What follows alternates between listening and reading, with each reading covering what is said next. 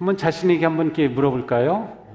너는 2015년 믿음의 길을 잘 달리고 있니?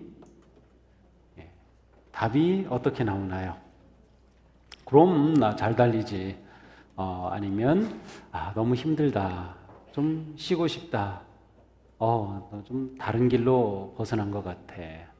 여러 가지 생각이 떠오를 것 같습니다.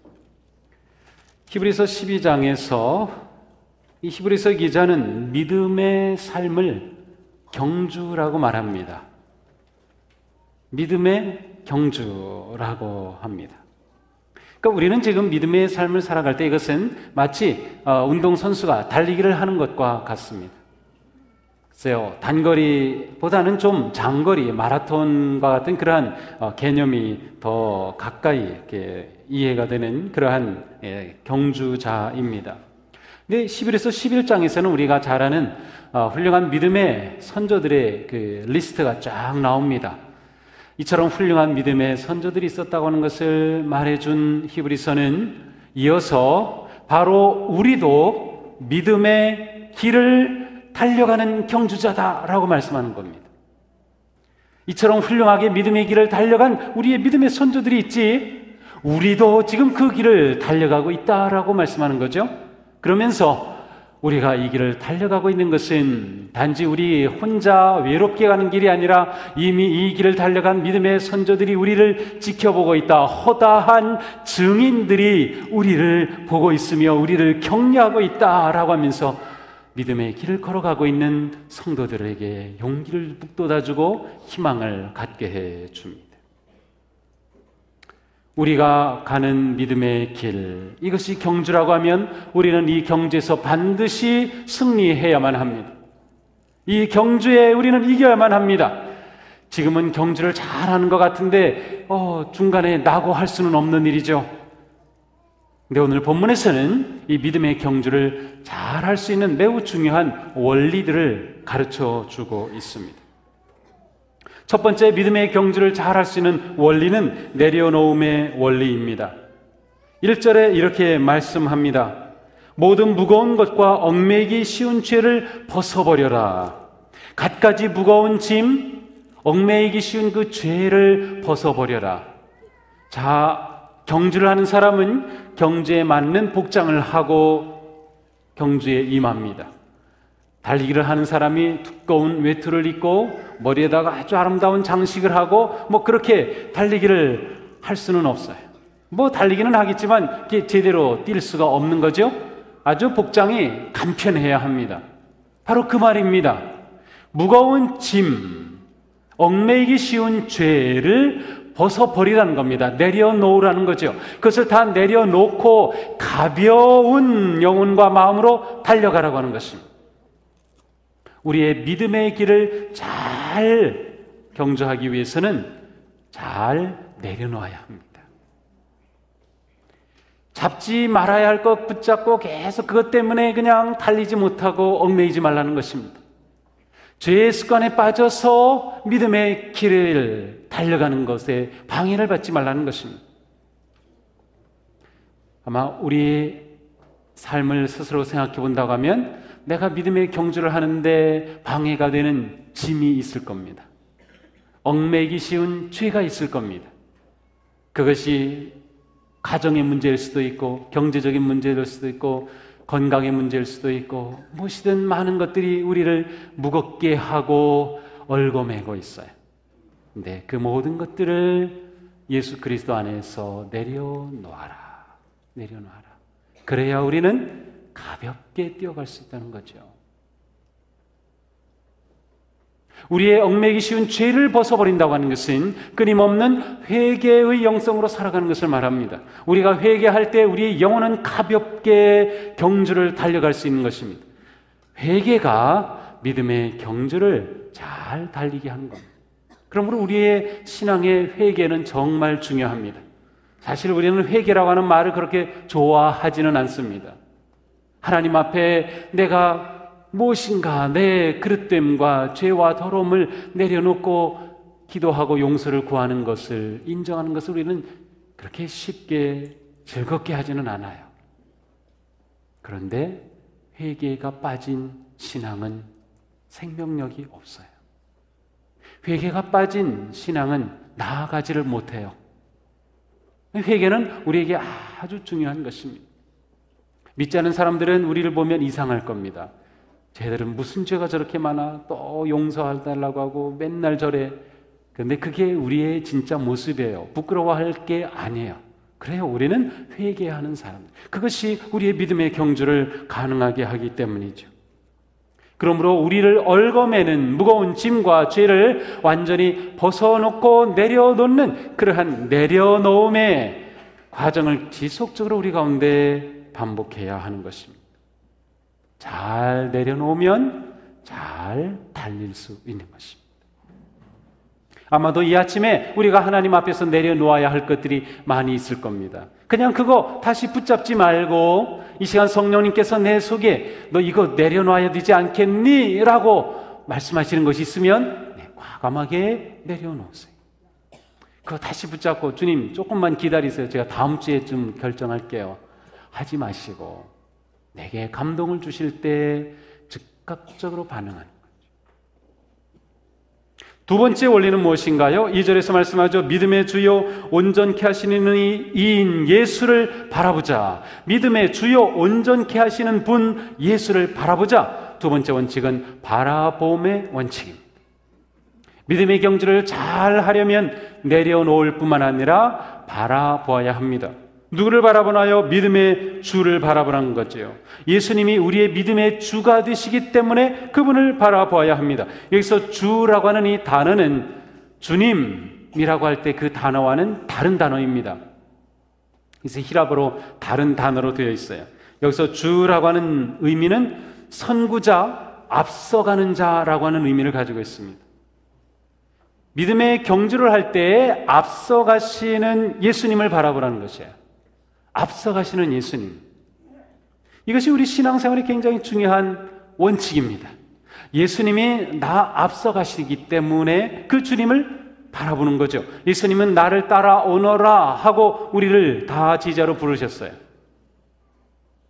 예수님의 제자를 부르시는 모습은 예수님이 앞서가시면 제자들이 뒤에 따라갑니다. 이것이 믿음의 경주입니다. 믿음의 원칙입니다. 근데 이게 뒤바뀌는 수가 있어요. 내가 앞서고 주님은 뒤에서 저 좀 그냥 밀어주세요. 제가 제 인생, 제 뜻, 제 목표, 제 계획, 제 욕심 제가 알아서 할게요 라고 잘못 바뀔 수 있어요. 이게 제대로 돌아와야 합니다. 믿음의 경주는 앞에 가시는 예수 그리스도를 바라보며 나아가는 경주인 것입니다. 믿음의 주이시기 때문에, 믿음의 선구자이시기 때문에 그분을 바라보는 거죠. 또한 예수님은 온전케 하시는 분이라고 했어요. 온전케 하시는 분, 완성자라는 뜻입니다. 우리의 믿음을 완성시켜줄 분이 예수 그리스도이십니다. 예수 그리스도는 그러므로 우리의 믿음의 경주의 방향이며 우리의 믿음의 경주의 목적입니다. 우리의 믿음의 경주의 마지막에 우리는 무엇을 기대하나요? 우리가 예수 그리스도와 똑같은 예수 그리스도를 닮은 그러한 사람으로 성숙하고 변화되고 그렇게 아름다운 존재가 되는 것이죠.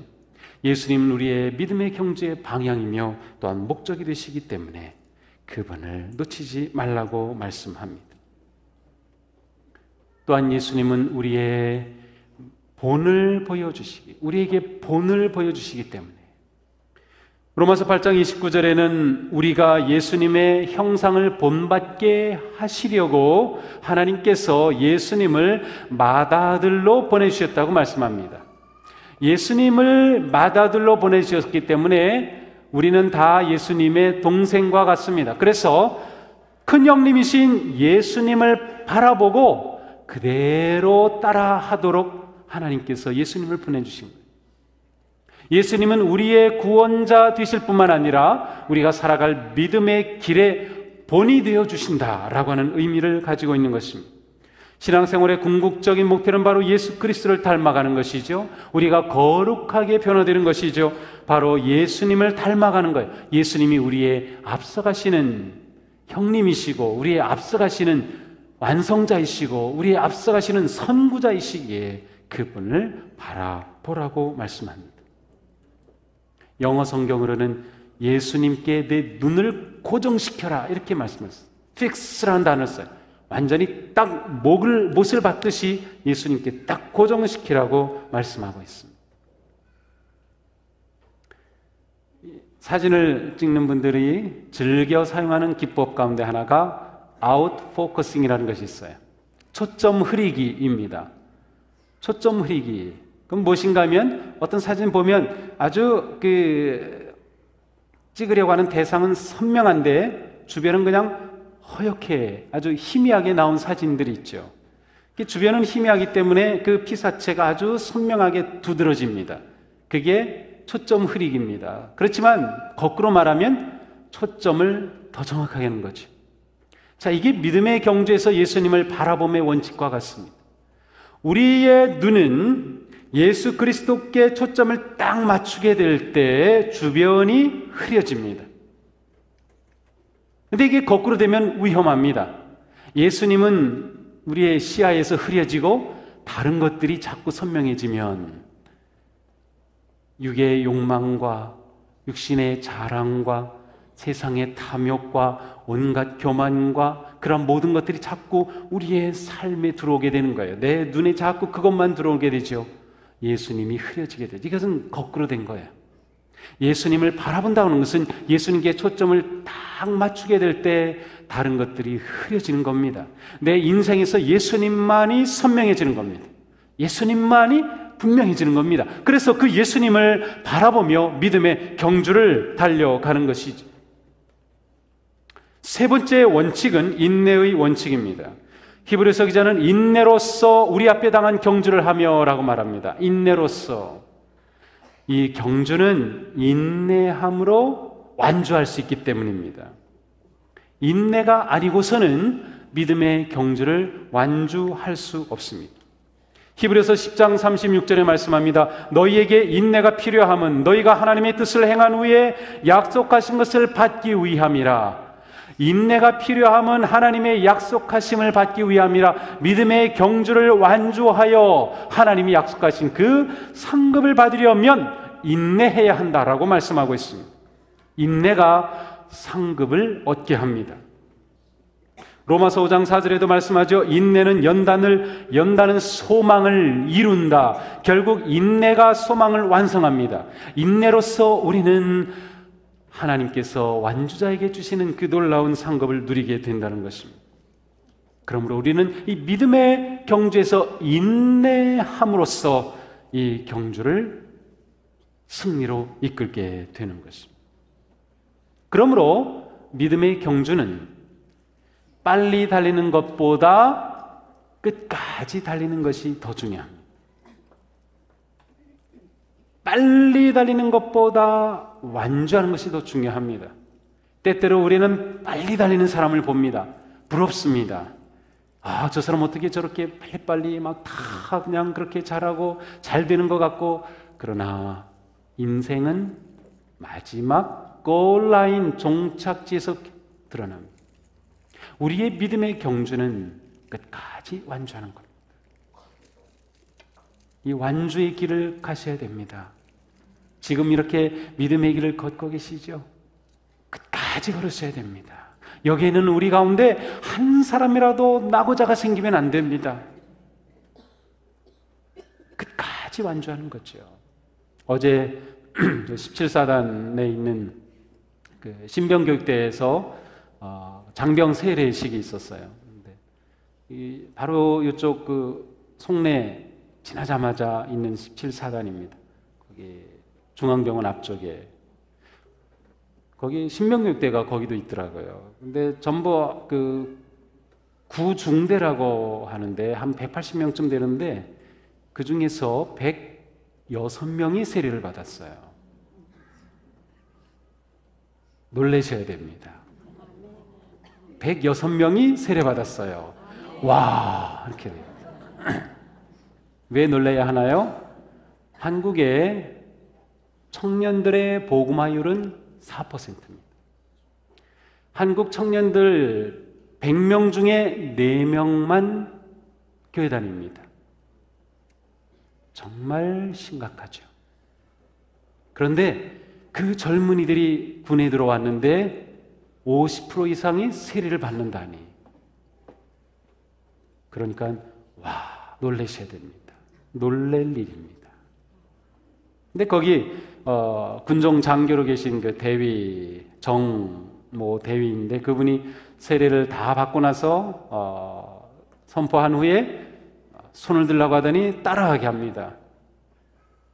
한 번 세례인은 영원한 세례인. 그러니까 다 따라합니다. 한 번 세례는 영원한 세례인. 다 그러면서 너희들 오늘 세례 받았으면 영원히 세례이냐? 법당에 찾아가지 말고 막 그러면서 얘기를 해요. 완주하라는 거죠. 너희들 세례 받았는데 사실 그 세례 받은 사람들 가운데는 그냥 뭔지 모르고 온 사람도 있을 수 있어요. 또 이 세례 받은 거기 오면은 예배 드리고 나서 초코파이를 주거든요. 거기다가 이번엔 보너스로 햄버거까지 줬어요. 군대에서 초코파이 햄버거 최고죠. 제가 군대 갔을 때는 보름달 빵이 최고였는데 그때는 초코빵 없어요. 보름달 그거 정말 최고였는데 마침 제가 33년 전 5월 6일에 입대했기 때문에 제가 훈련소에 있을 그 시간이에요. 지금이. 걔들 보니까 내가 33년 전에 저 때보다는 완전히 신사예요. 그때는 진짜 엉망했는데. 근데 완주해야 된다. 완주하라. 믿음의 길은 완주가 승리입니다. 이곳은 우리 모두 반드시 완주하기를 축복합니다. 우리는 다 완주할 것입니다. 이곳에 단 한 분이라도 낙오자가 없을 줄로 믿습니다. 우리는 완주해야 됩니다. 완주가 승리입니다. 그러므로 내가 빨리 가지 못해도 너무 안타까워하지 마세요. 저도 목회하면서 보면 다른 목사님들 얼마나 빨리 가는지 제가 부럽습니다. 교회가 얼마나 부흥하는지 제가 언제 우리 교회는 따라잡나 큰일 났다 막 그렇습니다. 근데 가만히 보니까 그러다가 그냥 쪽박나는 케이스가 너무 많아요. 다져지지 않는 거예요. 그냥 숫자만 늘어나서. 완주가 중요하다. 완주가. 네 번째 원리는 생각함의 원리입니다. 자, 이것은 인내함의 원리와 아주 밀접히 연결되어 있습니다. 인내함의 원리와 함께 생각함의 원리가 있어요. 왜 그런가 하면 인내하려면 엄청난 일들을 겪어야 합니다. 그냥 편안히 시작해서 끝까지 갈 수 있다고 하면 굳이 인내라는 말을 사용하지 않을 겁니다.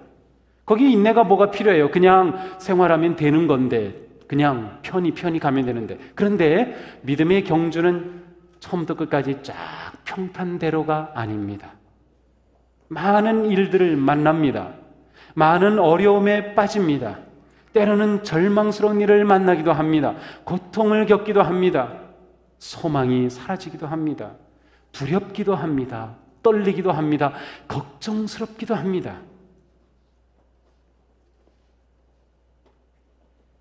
그러한 일을 거쳐서 인내해야 하기 때문에 생각함의 원리가 필요합니다. 무엇을 생각합니까? 3절에 말씀하죠. 참으신 이를 생각하라. 참으신 분 바로 예수 그리스도입니다. 예수 그리스도께서 여러 가지 고난과 역경과 시험과 모든 일을 다 받으셨지만 참으시고 승리하신 그분이라는 겁니다. 그래서 그분을 기억하라는 거예요. 우리가 믿음의 길을 경주할 때 많은 어려움을 겪습니다. 혼란을 겪습니다. 절망스럽습니다. 그때 예수 그리스도를 생각하는 겁니다. 예수님은 어떠셨는가? 예수님도 버림을 받으셨지. 예수님도 고통당하셨지. 예수님도 많은 사람들로부터 손가락질 당하셨지. 그러나 예수님은 그 모든 것을 인내하시고 십자가의 영광을 이루셨지. 그래, 내가 그 예수님을 바라보고 예수님을 생각합니다. 우리도 승리의 길로 걸어갈 수 있는 겁니다. 히브리서는 특별히 생각하라고 하는 것을 강조하고 있어요. 히브리서 3장 1절 우리가 믿는 도리의 사도이시며 대제사장이신 예수를 깊이 생각하라 라고 시작한 후에 5번이나 생각하라 라고 말씀합니다. 믿음 생활을 잘 하려면, 믿음의 경주를 잘 완주하려면 생각을 잘해야 합니다. 무슨 일을 딱 만났을 때 그 일에 사로잡히지 말고 예수님을 생각할 줄 아는 겁니다. 무슨 상황에 부딪혔을 때 예수님을 떠올릴 수 있어요.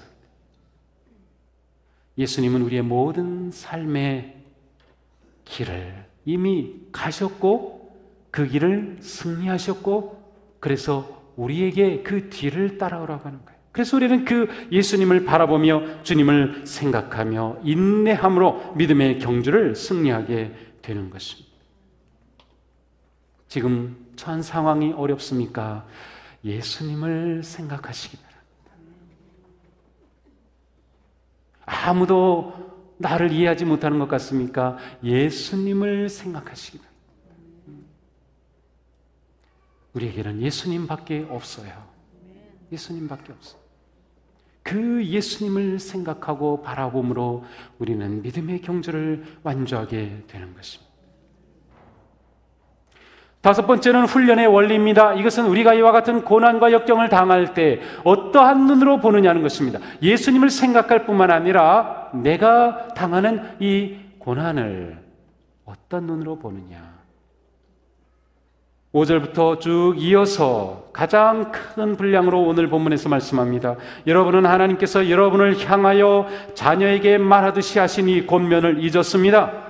나의 자녀들아, 주의 징계를 가볍게 여기지 말고 꾸지람을 들을 때 낙심하지 말아라. 주께서는 사랑하시는 사람을 훈련하시고 자녀로 받아들이시는 사람마다 채찍질을 하신다.